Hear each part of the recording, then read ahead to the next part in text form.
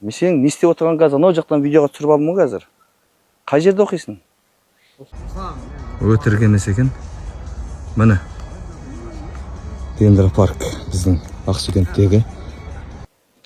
Ой, ассалаумағалейкум. Қалайсыңдар балдар? Отыра бер, өзім барып амандасам ғой қазір. Сендер не істеп отырсыңдар паркте? Мен сенің не істеп отырған қазір анау жақтан видеоға түсіріп алдым ғой қазір. Қай жерде оқисың? Осы жерде оқимын. Келіншегің ба? Жоқ. Не істеп отырсыңдар онда? Әшейін отырып.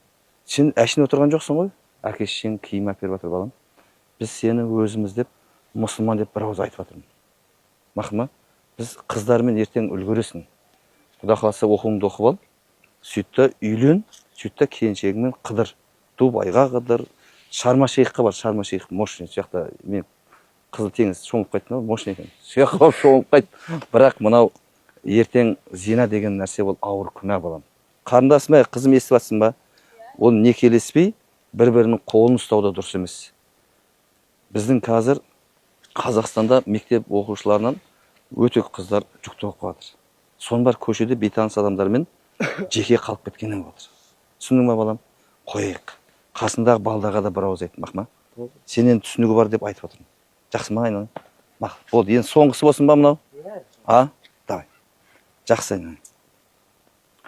Жалпы жақсылыққа шақыру, жамандықтан қайтару әрбір мұсылманның парызы.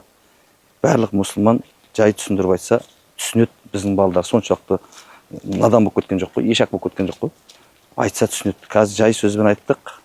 Жақсы, жарайды деді, бірақ енді біз Дендропаркке кезекшілік қоямыз. Имамдар, жамағаттармен ақылдасып бірігіп отырып. Құдай елімізді аман, жұртымызға тыныштық берсін. Зина жасау өте ауыр күнә екенін білеміз. Алла тағала осыдан бізді де ұрпақтарымызды сақтасын.